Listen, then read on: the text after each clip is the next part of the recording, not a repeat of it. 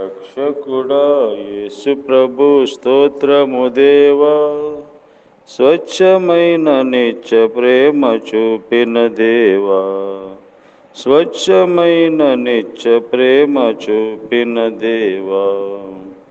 రక్షకుడా నరరూపమెత్తి ప్రభు రిక్తుడాయెను, నరరూపమెత్తి ప్రభు రిక్తుడాయెను.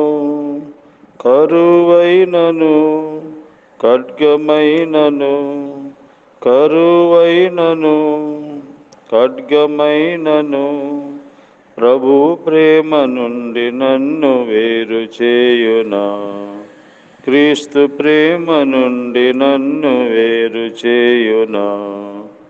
రక్షకుడా రక్షకుడా యేసు ప్రభు స్తోత్రము దేవా, స్వచ్ఛమైన నిత్య ప్రేమ చూపిన దేవా, స్వచ్ఛమైన నిత్య ప్రేమ చూపిన దేవా. రక్షకుడా.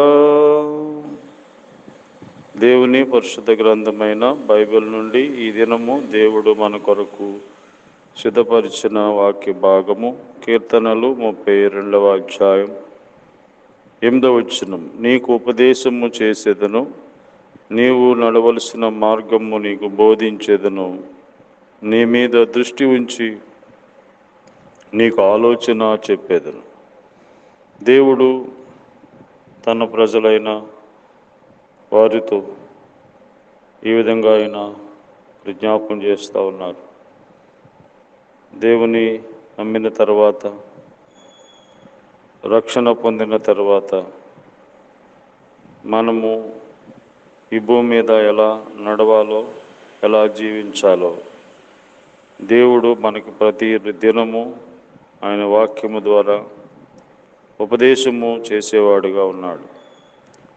ఆయన ఉపదేశము చేసి ఆయన మార్గంలో, నడవలసిన మార్గంలో మనల్ని నడిపించేవాడు. నడవకూడని మార్గముల నుంచి మనల్ని తప్పించి యథార్థ మార్గంలో, పరిశుద్ధమైన మార్గంలో ఆయన మనల్ని నడిపిస్తాడు. దేవుడు ఉపదేశము చేత మనం ఈ భూమి మీద నడిచేవారుగా ఉండాలి. దేవుడు మనకి ఉపదేశం చేసినప్పుడు మనం ఎలాగుంటాం? కీర్తనలు గ్రంథము 19వ అధ్యాయం 8వ వచనంలో మరి ఈ విధంగా రాయబడింది. యెహోవా ఉపదేశములు నిర్దోషమైనవి, అవి హృదయమును సంతోషపరచును. కనుక దేవుని యొక్క ఉపదేశములు మనకి సంతోషమును కలిగజేస్తాయి, సంతోషకరమైన మార్గంలో నడిపిస్తాయి. నీ ఉపదేశములు నాకు సంతోషములు అంటున్నాడు. కాబట్టి చాలాసార్లు మనంతట మనం నడిచి నష్టపోతుంటాం.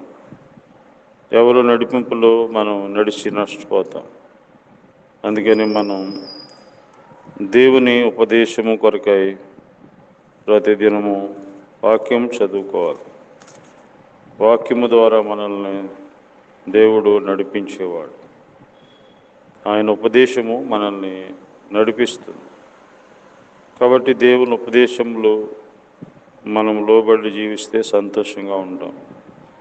అలాగే కీర్తనలు 25:5లో మనం చూస్తే, నన్ను నీ సత్యమును అనుసరింపజేసి నాకు ఉపదేశం చేయము, నీవే నా రక్షణకర్త అయిన దేవుడవు. సత్యము కలిగి ఉంటాం, సత్యమును కలిగి ఉంటాం. నన్ను నీ సత్యమును అనుసరింపజేసి నాకు ఉపదేశము చేయము. కాబట్టి మనం దేవుడు ఉపదేశము మనల్ని సత్యములో, సత్యమైన మార్గంలో నడిపిస్తుంది. కాబట్టి ఆయన ఉపదేశములు సత్యమైనవి, నిర్దోషమైనవి.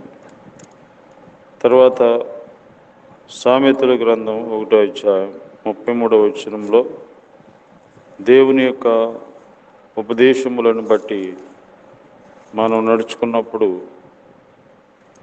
మూడవదిగా మరి 33వ వచనంలో సామెతల గ్రంథం, నా ఉపదేశమును అంగీకరించువాడు సురక్షితముగా నివసించును, వాడు కీడు వచ్చినన్న భయము లేక నెమ్మదిగా ఉండును. దేవుని ఉపదేశము మనల్ని సురక్షితంగా ఉండునట్లుగా మనల్ని నడిపిస్తుంది. ఏ కీడు వస్తుందన్న భయం ఉండదు. కాబట్టి సురక్షితంగా భద్రముగా నడిపించేది దేవుని యొక్క ఉపదేశం.